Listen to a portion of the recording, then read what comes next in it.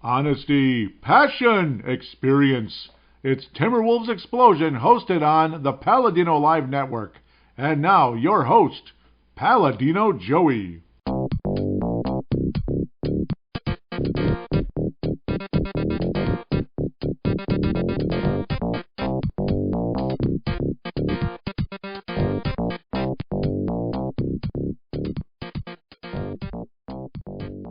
Hello again, Timberwolves fans. Are you ready for the explosion of Timberwolves basketball?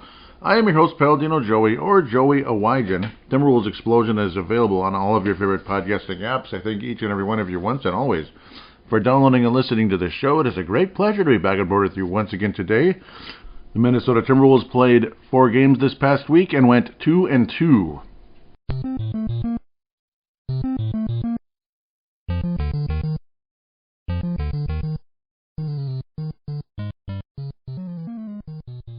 Not bad, not great. The sun is shining outside, which is nice around here. That's the one good thing about January. I hope everybody had a happy New Year. Obviously a Merry Christmas as well, but a happy New Year, happy Hanukkah, happy Kwanzaa, as those happened right around Christmas as well. So, yeah, here we are in 2025. Do I care much about the New Year thing? Not really. One thing that's nice is now that it is January, oftentimes this time of year, it's not as cloudy, like that fog crap we all dealt with late last week and early this week was depressing and too much, I think. I don't know why so many people like that stuff. I'm sure it's nice for photos and art and creativity and stuff, but it's like once you're like stuck in it for day in, day out, it's like, okay, enough. So I'm welcoming colder weather and the sun shining. That's kind of what January is all about in a lot of ways. And playoff football. Check out Purple Mafia for that. We'll see how far the Vikings go, including a game against Detroit. Wolves will be playing Detroit also this upcoming week. 4 games to review, 4 games to preview, so I better get going. But again, at the same time, with January, spring is on deck. It might not feel like it, but spring is on deck. It's actually less than 80 days away. Can you believe that? Yeah. And the sunlight is growing gradually, and as the month as we get further into January and February, it grows much quicker. Sunlight, like earlier sunrises and later sunsets. Okay, you get the idea. Houston Sprockets, the Wolves. What an entertaining basketball game. Wolves lost a close one earlier in the season. This time they win a close one, as they were getting beat by 16 points with about 4 minutes left, and the Wolves pull away down the stretch. Anthony Edwards again clanging some shots, getting frustrated. Fans getting frustrated a bit. It's not like he was bad in the game. Actually, 9 of 17. See, on paper, he's better than maybe it may have appeared. Julius Randle had a very strong game, just like he did against the Dallas Mavericks on Christmas Day. This is, of course, last Friday. I believe right around the time that stupid fog was rolling in here. Yuck. Julius Randle overall, again, on paper. Sometimes he's annoying to watch, including the 5 bleeping turnovers. That wasn't fun. But he did get 8 bleeping assists and 8 rebounds. Okay, the rebound number is okay. It's adequate. But 5 of 6 from downtown. Awesome. Again, like I said, 10 of 16 from the floor, playing in close at times and also putting up some threes. Entertaining game, back and forth. It felt like the Wolves were going to lose this one as the Rockets were pulling away. It felt like that son of a gun. Gosh. Sengun could do whatever he wants, whether it's like plowing right through people. I mean, I thought he should have had about 15 offensive fouls. Okay, maybe about 3 or 4. But, well, he did wind up with 4 total fouls in the game, but it felt like he should have had offensive fouls the way he was just plowing through people. It was stupid. Thankfully, he missed a few free throws, 6 of 10 overall. Did get 12 rebounds, no blocked shots.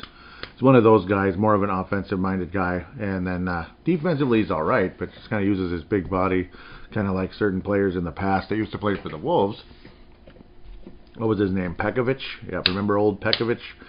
Yep, Jalen Green, yep, obviously showing some athleticism, but did not shoot particularly well, except for the three-point line.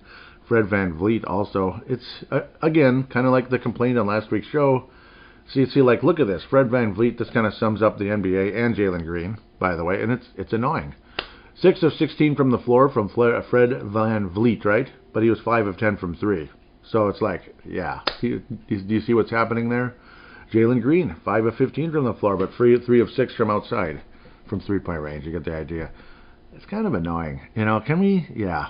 I don't know. I wish things could be balanced out a little bit better than that. It's annoying. I'm sorry, it just is. Like, and it got really annoying with the Celtics last night on TNT. Ugh, like, God, is that all you flipping do? Some of those players, and of course it went in, and it was annoying, and it's more annoying that it went in against us. That's kind of what gets me going. No doubt. You can hear me getting pissed off every time the SOBs hit a three-pointer. Donte DiVincenzo, again, speaking of three-point shots, and I have some takes on that. Great week. Dante's Inferno, Dante's on fire, blah, blah, blah. Probably going to be the title of the episode. So hint, hint where we're going here with things. 22 points off the bench, yes, and a lot of people do want some of these guys to get more playing time. Donte DiVincenzo, Nickeil Alexander-Walker, Naz Reid, and with the frustrations of Jaden McDaniels and Julius Randle at times, even though Julius played pretty well against Houston. But again, frustrations with some of those guys at times, particularly they get into foul trouble, or Jaden McDaniels can't shoot or won't shoot or whatever. Like 1 of 6 from the floor, that's kind of pathetic. It kind of is, though he did get 3 steals, him being Jaden McDaniels. Nickeil Alexander-Walker's been kind of a semi-MVP all season, because right now I can't give any MVP awards to Anthony Edwards. Even though he is, and all of that, he's been tough to watch. The other guy who's been insanely tough to watch is a guy who one night he's 36, the next night he's 46. What's his name? Mike Conley. Oh my God, he is just toast sometimes. And you know, I can't believe some people are like, oh, he's playing so well. What are you talking about? No, he's not. Mike Conley is flat terrible some nights, and it's difficult to watch. Like, he looks like he's 46 years old, like he's older than me out there.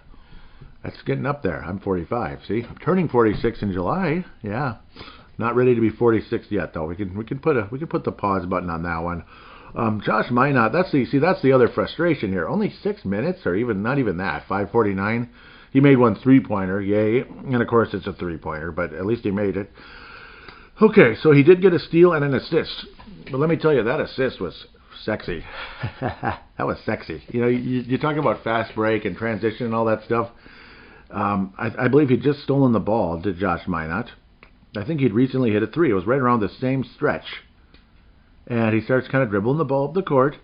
Mr. Dante's Inferno, as we can call him that now, instead of Dante's Antarctica, because he sucked from three-pointer land or wherever else he was shooting from, missing layups. Like, it was so ridiculous and frustrating earlier, but now he's getting more in sync. What am I going towards? Again, Minot starting the fast break like James Worthy in the 80s, right? You know what I mean? Getting maybe a stop or a rebound, whatever. Yeah, stop usually involves a rebound. And up the court they go. Josh Minot releases on the pass. Absolute perfect angle on that pass. Threaded the needle like Sam Darnold getting to Justin Jefferson for an 18-yard gain. You know what I mean? Beautiful bounce pass. I mean, sexy. Just sexy. Donte DiVincenzo layup. And this is from, like, I believe about the Houston free throw line area, if you know what I mean. Beautiful, just gorgeous. Donte received the ball off the bounce. Perfect angle on the pass, just perfect. And yep, at about the free throw line-ish area on the Timberwolves side, couple strides forward, layup, gorgeous. And then Josh Minot played 6 minutes. Come on, man. So that's where people are getting frustrated with Chris Finch a little bit. Some of these guys should be playing. You know, Rob Dillingham. When you have Mike Conley looking like he's 46 or 47, isn't he like 37, 40? Yeah, he's old. Yeah, whatever he is, he looks older than hell some nights. Some nights, yeah, Mike Conley's sharp and he's ready to roll. But the other nights he's not. Conley did only play 24 minutes but 24 minutes. Yeah, to shoot 1 of 5. Yay, and be a -17. And Gobert also minimal, less minutes, still starter minutes though, 28.5. But those guys were on the bench during the run where the Wolves made the big comeback. You had Donte, Nickeil out there. Naz Reid did foul out because that frickin' Sengun is plowing through everybody, and they're calling fouls on the Timberwolves instead of him.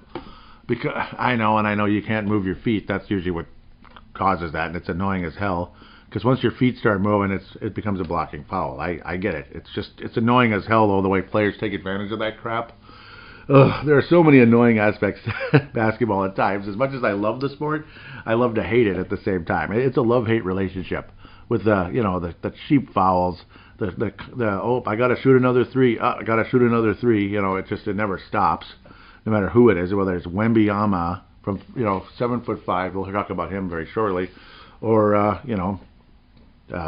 Rob Dillingham at like 6'1" or whatever the heck he is. So we've heard about 3 different sizes, like 6'3", 6'1", 5'10". Like, he's not that short. He's just little. He's skinny, kind of that type of thing, and he's real young. Yep, Gobert did not play much down the stretch, which is fine because things were working. A little bit of a smaller ball lineup, and again, Naz Reid was doing pretty well for the most part, but did foul out because of Sungun. That's Sungun, son of a gun. Yeah, that's a good nickname when you get frustrated with him. But yes, the Wolves did win the basketball game. Great, unbelievable clutch 3-pointer by Anthony Edwards, and then dropped an F-bomb in the, how you have the immediate post-game thing, like, okay, here we are, live TV. Anthony, that was great, da-da-da-da-da. Yeah, it was effing awesome, or basically along those lines. It's like, no, that's not what he said. It was more like, yeah, I decided we got to go for the win, so F it. And it's like, dude, come on, you're on live TV. I understand you have a personality. You could just say heck with it. I think, yeah, nobody'd complain if you said, hell with it. I'm going to take it here. We're going to go for the win. You don't have to say F it. Post-game interviews that might be recorded but aren't live, I don't think people should get fined for that. Like in the locker room, you shouldn't get fined for that. Who cares? But live TV, I don't know. That's kind of stupid. You're just begging for a fine when you do stuff like that. So, I don't know. Anyhow, the Wolves' great comeback. That was a Friday night awesome game. Like, as fun as a Friday night can be. And, nudge, nudge, I had a shakaroni that night. Still on sale at Jimmy John's. This isn't even an ad, but they've been on sale, and God, they're good. Is there anything better than I guess it's like a New Yorkish style, extra large, extra cheese, extra pepperoni. That's what a shakaroni is, man. I'm telling you. And I got it so fresh I burned my mouth. But I like hot pizza. I don't like it even slightly cooled off. I like it hot. But maybe that was a little too hot. I was in too much of a hurry and I was hungry and stuff. But that was an absolute blast of a game to watch. All by my lonesome. And, I like to watch games on my own a lot. Next game. Too close again. Spurs. This is not in Texas. The other one was in Houston. Toyota Center, wherever the heck it is. Target Center in this case. A bit of a back and forth game. Victor Wembanyama, Victor. Old Victor W. with his 34 points. Not quite in the 40s. It felt like he had 40. He was pushed around a lot by the juice, Julius Randle. He attempted 30 shots, and that's 4 of 12 nonsense from outside. Too much Chris Webber-like, and that's why I didn't like it about Chris Webber. No. You're a big man, and you're good down low, and you're constantly jacking up threes. It's kind of annoying. Yes, and I'm sure he'll get better at it, and it's never going to stop. I know. KJ, Keldon Johnson, 0 of 5 from outside. This is the Spurs, of course. Chris Paul couldn't make anything. He just made 6 free throws because he's going to draw fouls. That's what he does. And, he's at that John Stockton way as he got older kind of stage in his career, getting little cheap fouls, getting to the free throw line, and getting 14 assists. Pardon me, I'm choking to death here. My apologies for that. So, thanks for the dump button eventually there. But it's shaped like a sideways equal sign, if you know what I mean. Yeah, that button. Harrison Barnes couldn't miss, 8 of 9. He often has great games against the Wolves. Stockton, or however you say it, Sasha, I've mispronounced it forever, and I apologize. If someone wants to call me out, you're totally fine. He shot like Dennis Rodman. He looks like Dennis Rodman, at least the way he does his hair. Whereas number 10, like Dennis Rodman used to with the Spurs and the Pistons, before he got to the Bulls and got 91 for whatever reason. It was cool, I guess because that equals 10. And I don't think he could wear 10 on the Bulls for some reason. I can't remember what the reason was, though. Was it an old retired number? Whatever it is. Jeremy Sochan, yeah, he couldn't shoot, but yeah, he's a pain in the ass to play against. But he's I'm warming up to him a little bit. Even though I hate playing against the SLB, I'm cursing at him the whole game. But it is what it is. Devin Vassell, Mr. 3 and D for the most part, are just overall really nice player. Good defender, 22 points, 8 of 14, 3 of 7 from downtown. Yes, from downtown. NBA Jam style. Victor Wembanyama was pushed around all over the place. Got a lot of foul calls, but also, again, did get pushed around because he's a skinny guy. Well, he didn't get that many foul calls. 4 of 5 from the free throw line. So, he's a skinny he's tall, but he's skinny, and he can be, pushed around a bit right now as he gets bigger, hopefully for his sake. But Julius Randle played fairly well. 16 points, 7 of 16. Not a great game. Missed all 7 of his threes. again, take a hint. Some of this nonsense. 1 of 9 from Anthony Edwards was just Clang Edwards in this game, like Clang Thompson. Yeah, 14 lousy points, 6 of 20 from the floor overall. Donte's Inferno was burning again. It was blazing. 26 points off the bench. You see where I'm going with this? Yeah. 8 of 15 overall, 5 of 10 from three-point range. Now here's the thing with Donte DiVincenzo, and I posted this on Twitter, and I got 0 replies, which kind of pisses me off. Where the heck are you? Dang it. It's like, come on. Maybe I'm just tweeting it too late or whatever. Could be what it is, but I don't think it was this game. It was somewhere around there. Well, it might have been, or it might have even been the Houston game. Now, Donte, one of the things, obviously, again, he's gotten more comfortable with the surroundings. He's happy to be in Minnesota. He always was. It's just he missed New York, and he was kind of distracted by that.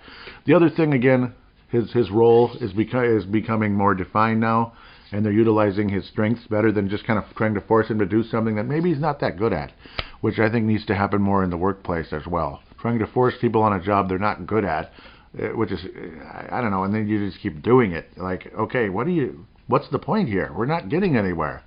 When you're trying to force somebody to do something they're not really good at, I don't know, you're not going to get real far. So I've never understood that mentality. Never, ever. There I go, airing dirty laundry again. But Donte, of course, again, see, the catch and shoot threes, what I've noticed, they got to be accurate passes. And that's just kind of how it goes. Obviously, even my friends used to kind of play that game with me when we'd play horse, because they knew I am insanely good at catch and shoot shots, whether it's a mid-range, maybe not threes, but mid-range. Could be a 3-2, but catch and shoot shots, wherever it is. Like, don't you got to roll it over here. But but still, when you become a good enough shooter at times, you can just pick up the ball and shoot it.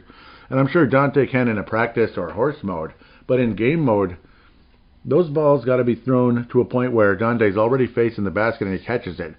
But when it is set up that way, like Donte doesn't have to turn, and he's also not doing like a dribble shot where he's dribbling the ball up the court and then puts it up like, the typical, guard that likes to launch threes all the time. I won't say his name because I don't want to. Sick of the guy. I can't wait till he's done, whoever he is. But Donte's former teammate in the backcourt, you can guess. So in Donte's case, when he's facing the basket and catches the ball, he is like, it feels like he's like a 75% shot, if not higher. It's nuts. But of course, again, you're going to get those other ones, and those almost always miss. If he's not facing the basket when he receives the ball, he has to turn. Like, say he has to turn to get the ball and then put up the shot. He's got to be like, it feels like he's like 20% there. He'll make it sometimes, but it's really slight. So there's that. I didn't even realize Schroeder's on the Warriors. Yeah, that same team. And there's that same stinking guy. Anyhow, we'll move on. Josh Minot, 11.5 minutes. I guess he's doubled from the last game. 4 rebounds, 5 points. I'm dragging this too long. I apologize. Donte DiVincenzo also added 7 rebounds and 4 assists. But I wanted to get into my thoughts on Donte DiVincenzo. And, some of the reasons why he's playing so much better. And just certain keys. Like, say you're scouting the game you're watching. Like, I do podcasts about football and hockey and all that, and I love doing those. But this show, I feel like I have a little bit more insight on the game of basketball than any other sport. You might think like, yeah, sure, that's nothing, Joey. Well, I don't know. I think it's something. I'd like to believe I'm delivering something to you of some knowledge where I can watch a basketball game and give you kind of a scouting report. Where sometimes other sports I can give you something, but maybe it's not as detailed. So that's why I love doing this show so much. Even as I got frustrated with things on and off the court in the NBA over the years. 15 rebounds for Rudy Gobert and 2 blocks. Pretty strong game. He was actually very, very good. He was playing pretty physical against Wembanyama also. That's like they kind of wanted to make a point out there. Rudy did beat him up a bit, as did Julius Randle at times. And, Wemby still wound up at 34. So all respect to him. He doesn't bother me at all. I don't like the 12 three-point attempts, but it is what it is, I guess. I don't know. They just want to pound a square peg down a round hole. I don't know. That's kind of what the NBA is sometimes. Funny how the Wolves only shot 25% from 3 because a lot of guys stunk. But Donte, 5 of 10. Ant 1 of 9, Julius 0 of 4, or 0 of 7, McDaniels 0 of 4, and McDaniels shot 6 of 12. So that's a good sign in McDaniels' case. It's bad that he missed the threes, but it's good that he's capable of doing something somewhere else, and he didn't even get to the free throw line. 10 rebounds too, so that was actually a really solid game. If you're not making the threes, hopefully you can accomplish something else. And I don't know, he tends to force him up and force him up and force him up. And you get the idea. So even Reed 1 of 4, that kind of frustration. 11 points, did not foul out, but did get into foul trouble. McDaniels also got into foul trouble. So this game was way closer than it needed to be. The Wolves are kind of messing around. We almost blew it. Thankfully, they were able to pull away at the last moment there. It got stupidly frustrating. Sucking, putting up a 3. I was thinking, there's no way he's going to make that, is he? And it missed the whole rim and hit the backboard. So it was a very Rodman-like 3 in that kind of situation. So we'll take it. Wolves win. Unfortunately, this will be our last win. Damn it. At least so far. Hopefully things can catch up here. But we beat 2 teams that I think the Timberwolves can beat. I think the Timberwolves could beat Houston in a playoff series. I think the Timberwolves could beat the Houston Rockets in a playoff series, at home or road, whatever, like if the Wolves were the road team in the series. San Antonio Spurs, absolutely the Wolves would beat them in a series, yes. It'd be closer than we'd want. But I'm not getting that vibe with Oklahoma or Boston. And that's unfortunate because a lot of us came into this season hoping the Timberwolves could, compete for a title this year. Right now, the Wolves have taken steps forward, but I'm not seeing any championship contender basketball right now. I'm seeing a team that would probably lose in 5 or 6 to Oklahoma or Boston in those series. Maybe even, like 5 or 6, not 7. Shea had 40 points in the game. That's all you need to know there, and that sucks. He is leading the All-Star votes for shooting guards guard, backcourt, basically, in the All-Star game. So it could be shooting guard or point guard, doesn't matter. Just guards. Karl-Anthony Towns, by the way, is 3rd in the Eastern Conference for front court, which means he'd be starting, I do believe. That's how it works, right? 3 front court, 2 back court, 3 back court, which is annoying because, he's in New York, now he's getting all the votes. It's like, come on, man. Isaiah Hartenstein, God, he drives me, it pisses me off, but good player, just pissed me off in this game again, kind of physical, beating the crap out of us, and I don't know, it feels like, again, another one of those BS calls, just kind of, he was kind of like Sengun kind of bullying his way through, and he made all 5 of his free throws, which felt like 20, but it was 5. Dort was all over the place. He was 4 of 7 from outside. Shea 3 of 5, and that got frustrating. But overall, great game by Shea, 40 points. Oklahoma just looks like the better team, unfortunately. Anthony Edwards, 6 of 12. I'm not sure what's up with that. Only 12 attempts, and he was 4 of 7. See how that works? When he's not making them, he keeps forcing them. But when he is making them, it seems limited. Now, Conley had a great overall game on paper, but again, there were stretches in this game. He looked like he was 46, 47 again. But he was 4 of 7 from three-point range. Jaden McDaniels 1 of 5, Julius 1 of 4. Julius Randle, you get the idea. But it's a kind of name you tend to just call them Julius. It's not Julius Irving, believe me. Naz Reid, 19 points off the bench, 2nd behind Anthony Edwards with a lousy 20. And I know 20. You think only 20? Come on, Joey, he's better than that. That doesn't mean he's bad. Yeah, it's not a good game. It just seems like something's missing. I don't know what it is, but something's missing from Anthony Edwards. And is it that Karl-Anthony Towns isn't here anymore or what? But it doesn't seem like he's a better player this year, does he? It doesn't feel like he's taken a step forward. At absolute best, he's plateauing. And that's annoying. You're hoping in the next year or so he can take that next huge step forward where he does become a legitimate all-star starter type of guy. Where he's 5th place right now, so he's in the top 5, but that's not a starter. And I don't know. Fan votes are BS. There's players I don't even know now. I'm blanking on who's up there, but there's players up there I don't know, players that I think are a little on the overrated side that tend to always get voted in. Like Vince Carter years ago, that was an abomination. He'd play 30 games a year and get voted in the All-Star game. It's like, stop. It's so stupid. There were always better players. So, and then he acted like he was some kind of hero that he was, I'll sit on the bench till Michael can start his last All-Star game, with the, and it's like, oh yeah, what a hero. Yeah, you're not an all-star anyway, dude. You're just popular. So anyhow, I'm always airing out dirty laundry, aren't I? Josh Minot about 10 minutes, 6 points, showing a little bit of energy out there, and we appreciate it. Some nice dunks and such, but I don't know. I still think he needs more playing time, generally speaking. There is a shot there with Josh Minot, but he's not somebody I'd want launching threes all day either, though. Hell no. But that's kind of how that goes. The combination of Julius Randle, Jaden McDaniels, and Naz Reid, they shot 14 threes and made 3 of them. So it's like you put that into perspective, and it's like, that sucks. So that's pretty lousy. Overall, the Wolves did shoot 40% from 3, which is actually pretty good, and almost 50% from the floor, and still got beat by this Oklahoma team. Final score 113-105. Mostly because the third quarter was just awful. Wolves got absolutely smoked in the third quarter, 43-23. I just made 3 after turnover. It was annoying. All right, let's get moving on to the Celtics. Sorry, and I'm starting to... wrong button. Majorly wrong button. Majorly wrong button.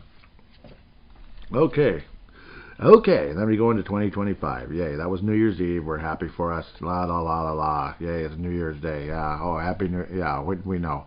Anyhow, the Wolves end up playing a pretty competitive game versus Boston. Opened up with the lead. Second quarter went completely in the Boston direction. The Wolves hung in there, though, for the most part, but were behind forever pretty much after that. Even if it was just a little bit, the Celtics continued to maintain their lead, as they might say in the video games. Boston maintains their lead. Derek White, this annoying-ass three-pointers. Where it's like, okay, he's just going to shoot another one. Yeah, of course he is. Ugh. Tatum, 17 threes, 6 of 17. See, that's what Trent Tucker's talking about. That's lousy. Why are you shooting 17 three-pointers when you're like a power forward and stuff? What are you doing? 17 threes? And you made 6 of them? Yeah, that's not good. I mean, even when you make them, it gets old and it's annoying. But, I mean, it's fun if it's your team making them, sure. But it's frustrating as hell at times when the other guy keeps making them. But it's, again, you want to believe there's more than just putting up threes, whether they're catch and shoot or forcing them up like other players out there. Derek White, 5 of 10, 10 of 20 overall. So, good overall game for Derek White. A lot of people love the trade that the Celtics pulled off. It helped them win a championship. So, I don't even remember the player White was traded for. I don't even remember, which is kind of the point, It kind of is the point. Tatum, 17 three attempts. That's what I'm saying. 33 points, though. Great game, generally speaking. Oh, yeah, Jaylen Brown was out, wasn't he? Yep, Jaylen Brown was out, and, of course, Porzingis is out as usual. It's always something. Yeah, he's missed so much time with whatever it is. It could be hip, it could be back, or ankle, or whatever it's been throughout time. Just with Boston alone. He had a pretty serious thing going into the NBA Finals, I remember, last year. But, thankfully they still beat those stupid Mavericks. There was no way I'm cheering for them doing a dang thing. But the Celtics do win. Again, it was kind of a back-and-forth game, but again, the Celtics maintained their lead enough that it didn't matter for the Wolves. Anthony averaged 5 of 16. Again, only 15 points. That's not going to get it done. 15 points. Jeez.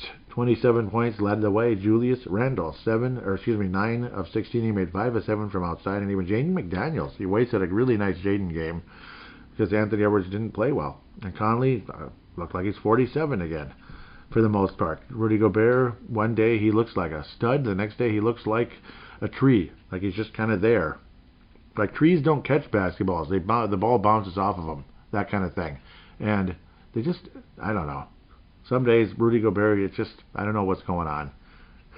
It's like he's old one day and he's really good the next. Josh Minot, about 11 and a half minutes. Very strong performance for the most part. Showing some energy. But again, he did add 2 blocks as well. Only guy to block any shots in the game was Josh Minot. So, nice.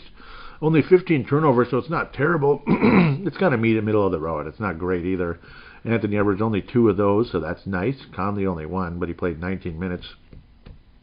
Donte DiVincenzo did get into foul trouble, but did shoot 3 of 5, all 3-point shots. But at least he made them, and he made 3 free throws. So Donte, 12 points off the bench. So overall, again, nice week for Donte DiVincenzo. Lone Wolf Award for this episode is Donte DiVincenzo. There's no doubt about that. I can't be giving any, what's the word? Yeah, Donte only had 10 versus Oklahoma, 3 of 10. That was his weakest game, but still, he's still going to get it. I definitely can't be giving any Johnny Flynn memorials to Anthony Edwards. That's not going to happen in this show, especially with that great game-winning shot versus the Houston Rockets. But still, I don't know. He's closer to the, even with that made shot, he's closer to the Johnny Flynn in terms of expectations and such. He's much closer to that. He might even be second place or so versus any Lone Wolf Award or anything like that. The Johnny Flynn Memorial for this week, I think it's kind of a tough choice. Oh, Conley. Of course, Conley. Conley was pretty lousy this week, generally speaking. I think he had what was the good game he had? Was it versus the Spurs? He had that 16-point game. But yeah, it's Conley. He looks like he's, like I've said it 50 times. He looks like he's, in his mid-40s out there. Yeah, just 5 points, 1 of 5, that kind of nonsense. Nothing to brag about, nothing to write home about. He just doesn't. Oh, D'Angelo Russell got hurt. That figures. Okay. Anyhow, off of that. That figures, yeah, D'Angelo Russell's a Brooklyn Net. Vince Germano's very happy about that. Yeah, got rid of him. So, get him off the Lakers, yep. Second stint with the Lakers, second stint with Brooklyn. I don't think he's going to get a second stint with the Wolves, though. I don't know. We need somebody at point guard right now, because Conley ain't it anymore, man. Conley should be playing backup minutes. If Terry Porter played backup minutes with the Wolves and he was in his, early to mid-30s, yeah, then Conley should absolutely be playing that role, but there is no Marbury or anything like that here. That's the problem. So, Lone Wolf Award for this, or Lone Wolf, the Johnny Flynn Memorial for this episode is Conley. Point made. With that said, I better get going here. Take a break, come back. 4 games to preview. What do you think of that? Are you looking for a really nice Timberwolves-related Facebook page out there with cool fans and a wonderful host? Well, look no further than Wolfpack from Flip to Finch, hosted by Scott Doherty. He does a great job. Scott Doherty's an awesome guy, and the fan base on there, obviously passionate about the Wolves, but also respectful of other people's opinions regarding the team. Check out the page. It's awesome. Wolfpack from Flip to Finch.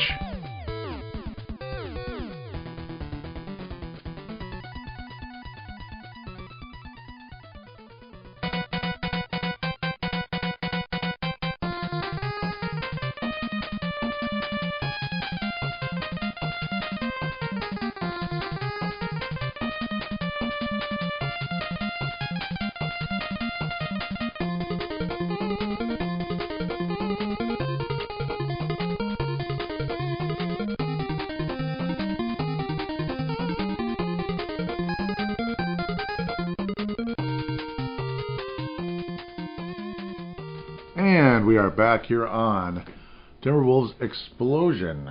That's right. So we're going to give Donte DiVincenzo the lemon and the tomato juice. Yeah, we're going to give him that.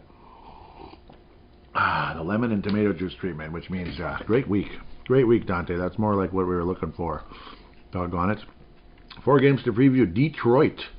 The Wolves will be in Detroit Saturday. The Vikings in Detroit already, I'm sure, around that same time, awaiting a Sunday night game, which is the final game of the entire NFL season, and the winner takes the number 1 seed in the NFC. The team that doesn't win is the 5th seed. Sucks. That sucks. So it's like your chances of going to the Super Bowl are much less if that happens. Okay, anyhow, Detroit Pistons, 15-18, nice. Clippers in Target Center, 19-15. Heading to New Orleans, just so it's back-to-back. You have to go to New Orleans. That's interesting. 5-29 they are. And Orlando, then you go to Orlando, so you stay in the south area, of course. Moving east a bit on the 9th, Thursday. So, yeah, the Clipper game is Monday. New Orleans game Tuesday, day off Wednesday. Orlando Magic Thursday night in Orlando. Not on TNT. 20-15 are the Magic. And eventually we get to play Memphis for the first time, and Big Jaw will be flapping. Dude talks too much out there, man. I don't think anybody likes that nonsense. Detroit taking a step forward this year. It's about frickin' time. Unfortunately, there's some injured players, and it's all messed up. Oh, that figures. Well, I get to do everything like manual. That's wonderful. Doggone it.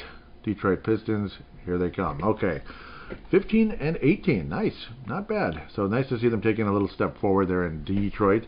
Apparently, Rob Dillingham, well, he hasn't been playing his ankle again. Yeah, sure. Luka Garza, ankle. Yeah. Jaden Ivey, I believe, had a pretty significant injury on New Year's Day, or right around there, so that stinks. Simone Fontecchio, personal, New Year's Eve. He's personally busy on New Year's Eve, apparently. Points per game. So, the comparison, Wolves are 22nd. Detroit is 14th. Rebounds, Wolves are 22nd. Detroit's 11th. Three-point percentage, Wolves are 5th. I don't know how that's possible.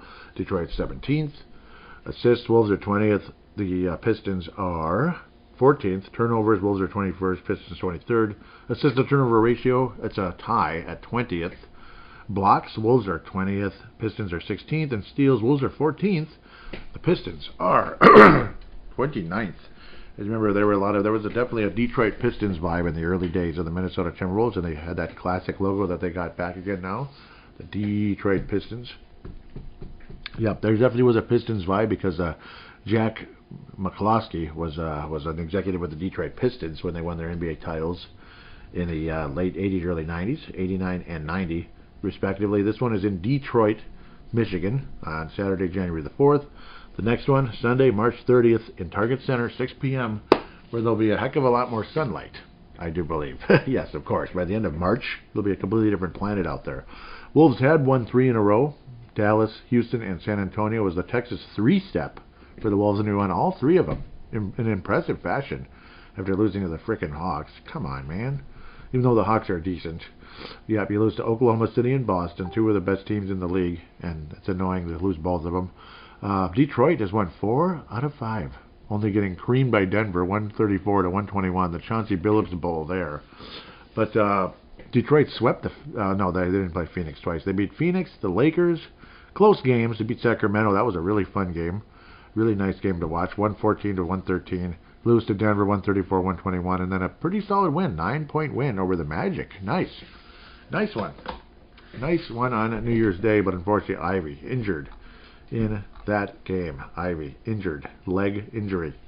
I forget if it was like a broken leg, broken ankle, something along those lines. So it's I think I said like tibula or something like that. It was one, which is like the bottom, like ankle area. It's technically your leg bone, but yeah, it sucks, man. I'm sorry, Jaden. Very much so. And the Pistons have been playing very well. Cunningham, well, yeah, he was the number 1 overall pick, wasn't he? Nothing too special, really. No, he's good. I'm talking out of my something here. Cunningham with 24 points a game. Mr. Jalen Duren with 9.2 rebounds, and Cunningham averaging almost 10 assists. So yeah, I'm talking out of somewhere. Great overall. Yep, he's having a great overall season there. Cade Cunningham and Jaden Ivey with that significant injury. Malik Beasley doing really well in Detroit. 41.3% from 3-point range. Okay. Tobias Harris back in Detroit. That helps. 13 points a game, 6.5 rebounds. Tim Hardaway Jr. has been all over the place, but when he's good, he's pretty good. Solid, 10 points off the bench, that kind of guy, 6-man kind of guy. Duran, again, like I said earlier, he's a 9-and-9 type of guy. 9 points and 9 rebounds, solid. The leading blocker on the team is, you have to go all the way down to Isaiah Stewart, 1.2. So they don't get a ton of blocks there, but then again, kind of as a team, they kind of do.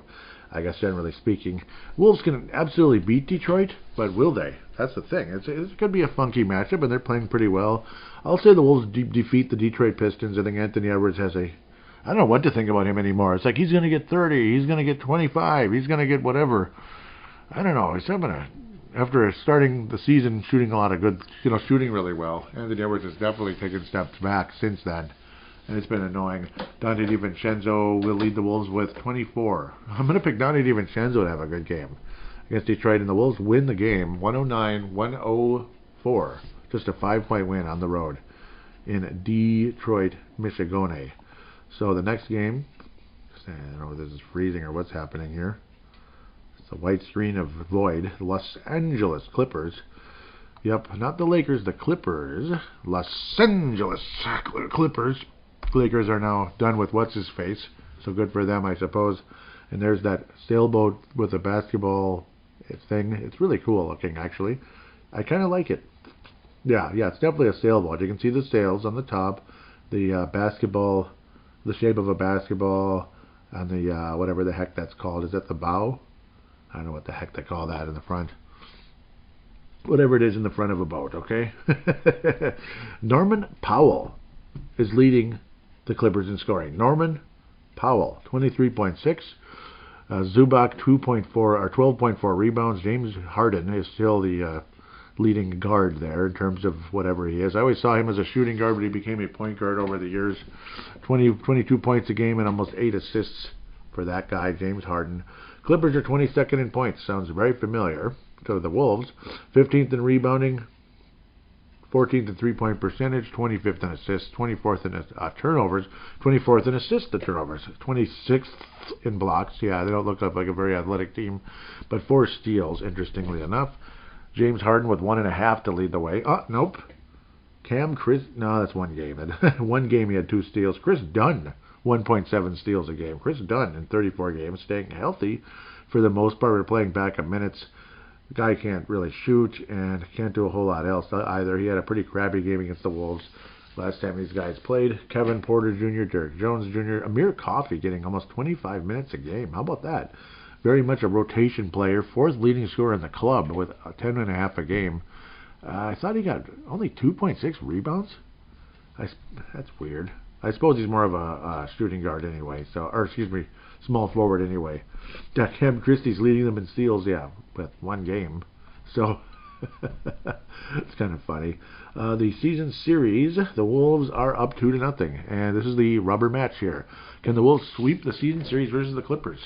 A very close 93-92 win back on Friday, November the 29th. After Thanksgiving, that'd be Black Friday. I remember that. It was a fun one. A convincing win in Los Angeles, 108-90. Interesting. On December the 4th, I think the Wolves do sweep the Clippers. I think the Wolves do sweep the Clippers, generally playing better. Anthony Edwards at 29 in the game. Anthony Edwards steps up a bit, gets to 29 points versus the Los Angeles Clippers. And the Wolves sweep the Clippers on the season. I'm curious in that 109 game, how well did people do in that one? Let's just check really fast here. Man, Edwards only had 16. Just another one of those stupid ones. But yeah, it's because of the minutes. Yeah, it was a blowout, basically. The Wolves pounded the crap out of the Clippers. I remember now. The score was a little closer because the score was a little closer just because. We'll see what happens with James Harden. He has a groin, so he might not even play. Even more reason for the Wolves to win. Final score in this one is going to be 112-98. 112-98, the Wolves win. James Harden, again, groin. Terrence Mann, finger. And P.J. Tucker, personal again. That was what happened to him. Hasn't he been playing, though? I don't know. I thought he was. What's going on here? I thought he was playing. Nope. Interesting. Well, P.J. Tucker hasn't played all bleeping season because that was way back in October. Interesting. I don't know what to say about that one. The New Orleans Pelicans are on the docket as the Wolves will have to fly from Minneapolis to New Orleans for a back-to-back against the 5-29 New Orleans Pelicans, who are looking around, taking calls on the big guy there. What's his name? I forgot. Yeah, you pretty much would forget him at this point. Zion Williamson. He's not on the injury report, but maybe he is. I don't know. Jeremiah Robinson Earl, ankle. JRE. That sounds a little better. Brandon Ingram, who's killed the Wolves in the past. Ankle, going back to early December, and Carlo Matkovic back. Both of those were early December. Unfortunately. The Pelicans have lost all 5 of their last 5 games. They've given up 1 million points. 132 to Denver, 128 to Houston, 132 to Memphis, 116 to the Clippers, 3-point loss there. Then lost to the Miami Heat on New Year's Day, 119 to 109, or 108, pardon me. 3-game series. This is the season opener with these clubs. Hopefully the Wolves can pull out the brooms, and they're going to have to, I think. You have to win these games. This is what hurt the Wolves years ago, was losing to the bottom 4. Remember those? Like, terrible record against it was like Detroit and I can't even remember who the other teams were, but I know Detroit was Detroit, Washington. Detroit and Washington, I know those two for sure. I think Houston was real bad. Yeah, we lost games to them that year. Yeah, Houston was terrible back then. So it's like, what's wrong with you guys? It was stupid. Yeah, I forgot who the other one was. It doesn't really matter. It wasn't the Pelicans like now. January the 7th, Tuesday in New Orleans. Wednesday, March 19th, there'll be a lot more sunlight, right, in Target Center. And then 2 days later, Friday, March 21st, in Target Center. So the Wolves will have home court advantage in this series. No reason at all for them to lose this series. The Pelicans are 27th in points, 25th in rebounds, 26th in three-point percentage, 23rd in assists, 18th in turnovers, 20th, tied with the Wolves again, assist-to-turnover ratio, 11th in blocks, and 5th in steals. 5th in steals, so that's the one thing they're good at, is stealing things. Zion Williamson has played in 6 bleeping games all season, because that's just Zion Williamson right there. 22.7, 8 rebounds, 5 assists. So obviously he's good when he's out there, but he's never out there. Brandon Ingram, 22.2, 5 assists, 5 rebounds, or 6 rebounds. McCollum, who's been a Wolves killer historically, he's missed a ton of games. 21.4 a game, and less than 35% from downtown, which is, he's killed the Wolves there in the past. DeJounte Murray, he's missed a ton of games, only 17 on the year. 25% from three-point range. I know three-pointers don't mean everything, and look at me almost making it like that, but it's kind of like you're forced to. 6.5 rebounds and 16 points. Murray, yeah, good kind of a, he fills the numbers up. 16 points, 6.5 rebounds, 7.5 assists. That's nice, but again, he's missed a ton of time. They had a nice idea there, but it ain't working. Alfred Payton, everybody used to call him the banana when he had that funny-looking hair. Yeah, we went away from that years ago, but I teased the crap out of him. He was with Orlando. Alfred, if you don't get rid of that hair, you're fired! Sorry, I used to have fun with Mr. Spacely. I'm going to probably bring that back again. Jalen Noel, 8 games. Jalen Noel, the former Timberwolf, 21 minutes in 8 games, 21 minutes per game, 8 points. Remember, he was one of those guys who can get red hot one day and then be like 1 of 9 the next day. He's one of those kind of guys. Yeah, it's like some, pinch, outfielder, some backup outfielder who could, in baseball, like left fielder or something. Definitely not a center fielder who, oh wow, he's really smacking the ball, and then the next week is like 0 for 5. He's like 0 for 5 every game, and he's just a backup though. He's not going to play in every game. But yeah, up and down, just kind of like that. Wolves win 3 games in a row for the Wolves, beating the New Orleans Pelicans, in my humble opinion. Yep, I don't know why I'm so overly positive, but I think the Wolves win both of these games against the Clippers and the Pelicans, and if we don't, shame on us. You do not want to lose to this Pelicans team. I don't even know who's playing in the game. That's how bad it is. Like, they're all like out, seems like. So there's a reason why they're terrible. We're pretty much playing backups out there, and you got to win this basketball game. Leading scorer, Julius Randle with 24. Julius Randle with 24, but it might even be less than that. Julius Randle going against his former club, 24 for Julius Randle. The Wolves win by a final score of 125 to 110. 15-point victory for the Timberwolves versus the Nolans, whatever they are, Pelicans. Then we get to play the Orlando Magic. Who are the Orlando Magic? I don't know. They're all over the place. They've had some good players. That Ben Charo's averaging 29 points a game. Franz Wagner's averaging 24 points a game. Jalen Suggs, 17. Moritz Wagner. So the Wagner brothers are out there. Moritz, 13 points on the season so far. Anyway, the Orlando Magic, I don't think we played them yet this year. In fact, I'm almost certain. They're 20-15. Wolves' history in Orlando has not been so good. Gary Harris is hurt every second of every... He's always hurt. Orlando definitely has some decent defense, generally speaking. They're only 2-3 in their last 5. The Wolves could sweep this week, and I hope they do. Golden opportunity for the Wolves to put together a winning streak here. They beat the Boston Celtics, though, on December 23rd, 108-104. That's pretty notable. Lost to Jimmy Butthead's Miami Heat. Jimmy Attention Whore Butler. Yeah, the Heat beat the Magic in a Florida battle there. The Battle of the Floridas. The Panthers versus the Lightning, right? Both of them won the Stanley Cup in the last decade. Kind of interesting. But Butler wants to be anywhere but Miami. So, Jimmy, you want to cut? No, you don't. New York Knicks, 108-85, killed the Magic. The Magic then beat the Brooklyn Nets, 102-101, and Detroit Pistons beat the Magic, like we talked about recently. It's interesting. Maybe the Wolves lose to Detroit and beat Orlando. I don't know. It could be a switch. I don't know. We've had weird history against this team. That's why I don't really trust it. January 9th, Thursday, though recent history has been positive versus the Magic, to be fair. Friday, March 14th is the rubber match in Target Center. Friday, March 14th. Looking forward to those close to spring days. Banchero has only played in 5 games, though. Yep, averaging 29, but has only played in 5 games on la saison. Harris with a hamstring.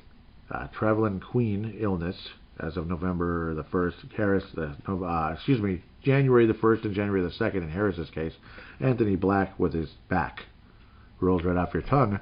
December 29th. Yeah. The Magic are 29th in points, 26th in rebounds. 30th bottom in the league at 3-point percentage. Interesting. 26th in assists, 20th in turnovers, 24th in assist-to-turnover ratio, 2nd in the league in blocks, 5th in steals. Did I mention they're good at defense in Orlando? Yeah, usually they are. Well, sometimes. Suggs is averaging 1.5 steals. He has played in 33 games, so good for him, because I know he's missed time historically. Franz Wagner averaging 1.7 steals, 5.5 assists, 5.5 rebounds, and again the 24.4, and he's played in 25 games on la saison. Contavious Caldwell-Pope, KCP, 34 games. He's played them all. Good job, man. 31 minutes, 30% from downtown, and 9 points a game. That's pretty mediocre. Moritz Wagner's played in 30 games. That's good. So at least some guys are healthy. Wendell Carter Jr., I remember liking him coming out of Duke. Nice rebounder. Yeah, 7.5 a game in only 25 minutes. Cole Anthony, who in the past used to have some epic games, but he's fallen off the face of the earth. What the heck? Only 11 minutes a game, 12 minutes a game, and he's shooting less than 30% from outside and 38% from the floor. My guy, Jonathan Isaac, who I really was high on before that stupid ACL, and boy, he's never been the same. 29 games, 16.5 minutes, 5.5 rebounds, or 5.5 points, 4.5 rebounds, and yes, he does have 1 point set at 2 blocks. So I love Jonathan Isaac. I'd take him here. I still would, and hopefully he can come out of whatever funk he's been in for so long. Man, I loved him coming out of that draft. I loved him as a player, but he just couldn't stay healthy and had that huge injury. So massive shame there. Always salute to Jonathan Isaac, though. Yeah, seriously. Yep. Anyhow, what else am I saying? I think the Wolves absolutely can beat this Orlando team. I'm almost afraid we're not going to beat Detroit and then we beat Orlando. I'm afraid to go 4-0 this week. The Wolves absolutely can, but I don't know what to say in this one. This one reeks of like a funny game. Like it's going to be a funny game. The Wolves end up not winning like 108 to 102 or something like that, or lower scoring even. Yeah, I don't know. I think like 108, 102. I think Orlando wins. Unfortunately, leading scorer for Minnesota is going to be maybe Anthony Edwards at like 22, something not so impressive. It's going to be not a very fun game necessarily. I think the Magic end up winning the game, unfortunately. So with that, we'll take a quick break and come back for fan interaction.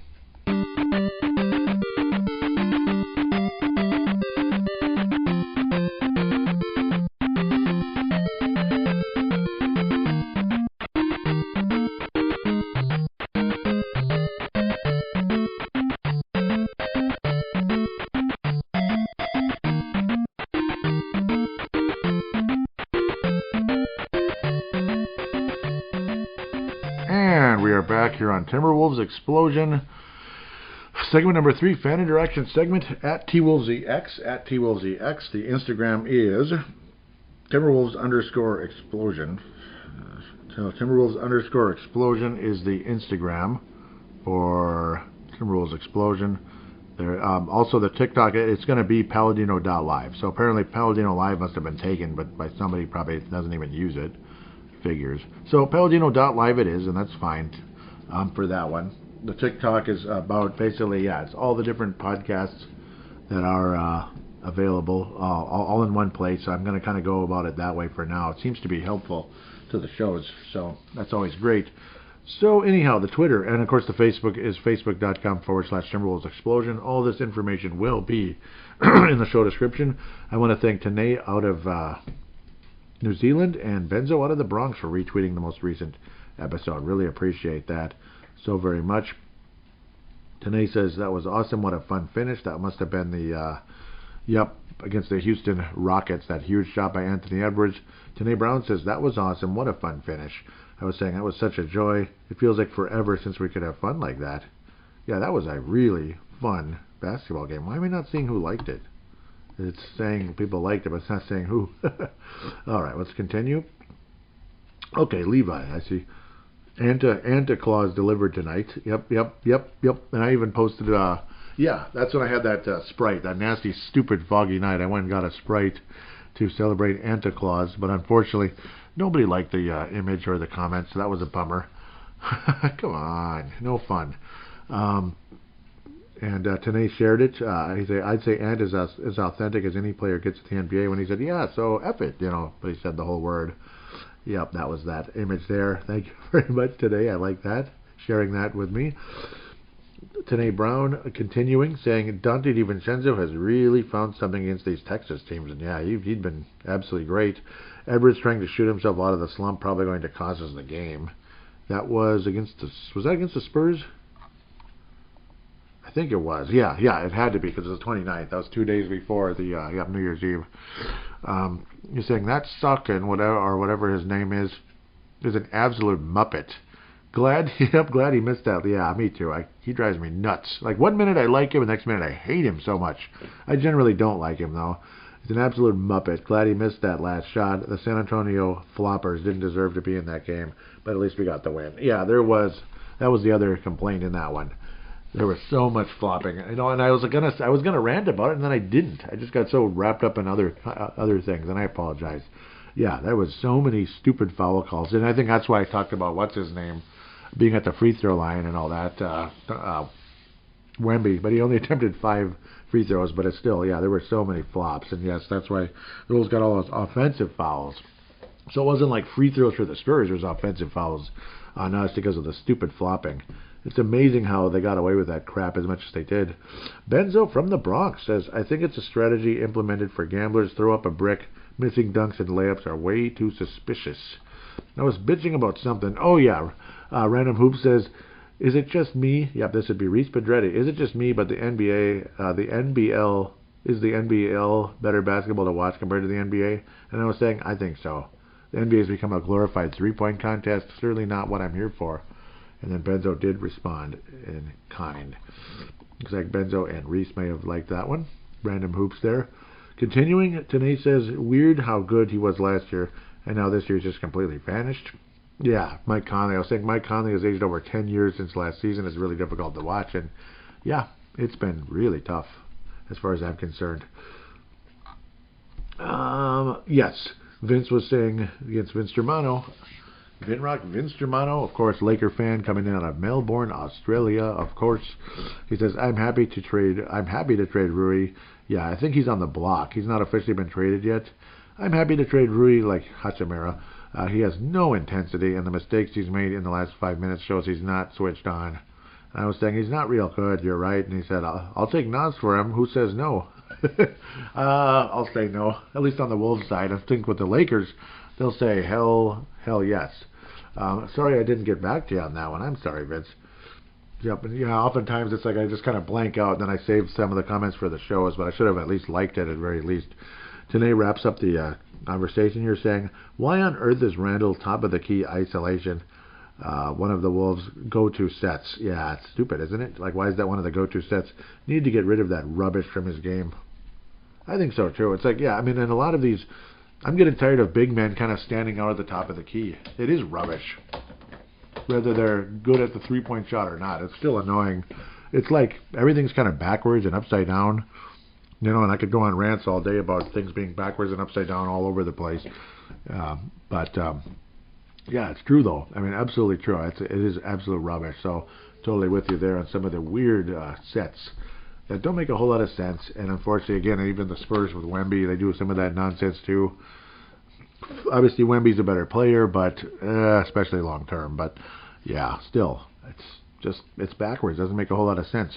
So, really love the comments. Thank you very much. That was nice interaction in today's show. Thank you so much, Tanae.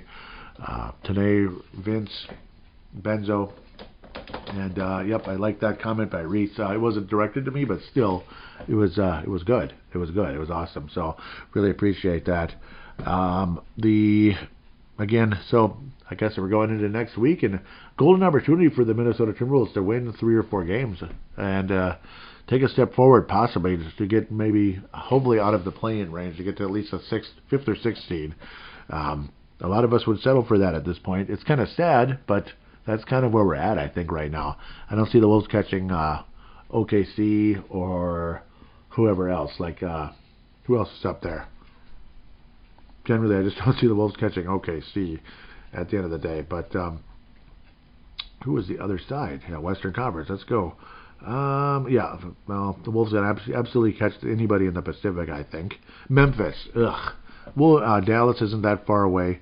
So hopefully, I don't really want a rematch of those jerks, but we might have to. Denver Nuggets have been definitely moving up lately, as they had a record almost like us. Now they're 19-13, and what's annoying is that could be the Wolves right now. Damn it! If you could have taken care of business a little better in some other games, but this upcoming week could get the Wolves a lot closer to the Denver Nuggets, quite possibly. That would be an interesting 4-5 type of matchup, possibly in the postseason coming up. It could be a great one. Hopefully the Wolves come out ahead again in that one. Definitely a rivalry there, to say the least, even though the Nuggets do have a championship. Before that, they didn't. So it's not like you're not rivals. Yeah, we are. The Wolves are rivals with Denver. They're not too good for us, you know. Just like how this, you know, like it's not like the Spurs in the past. Oh, you're not rivals.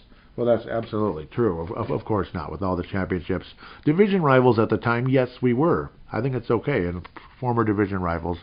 But yeah, no. I mean, if anybody told us Denver isn't too good for us to be a rival, I think that's bull crap. So. We played them 3 times in the playoffs historically. Obviously, the first one was a long time ago, and the Wolves did win that series. Wolves were number 1. Denver was 8. That was way back in the day. Denver returned the favor with another 5-game series, 20 years later or so, approximately. It was 19 years later. And then last year, the Wolves had an epic, it was kind of like the Sacramento series in the second round 20 years ago. It was a great series. Wolves coming out ahead in 7 games, but on the road, which is really incredible. Wolves never did that before, ever. So Wolves never won a deciding game on the road before like that. So that was awesome. Decisive game, whatever. Anyhow, we'll see. We'll see if the Wolves can take some steps forward to get closer to Dallas, Denver range. Maybe even catch the Houston Rockets. Because I think the Wolves, when the Wolves play their game properly, they're better than Houston. They absolutely can beat them in a series. Memphis, I think the Wolves can beat Memphis too, but unfortunately it's a long climb to get there at the moment. What is it, like a 5.5 game difference between us and Memphis? Houston is 5. So yeah, we'll see. Wolves are 2.5 behind Dallas. Denver, it's 2.5. So it's not that far. Have a couple of good weeks here and hang in there. Start separating your wins and losses a bit. Get some games above 500, and we'll see. That's kind of what the goal is now for this club, to kind of inch forward. Let's go. With that said, so hope you have a wonderful week, everybody. Welcome to 2025, whether you care or don't, I guess, at this point. And just remember, spring's not that far away if you happen to live in the United States. Otherwise, take care, and we'll see you in a week.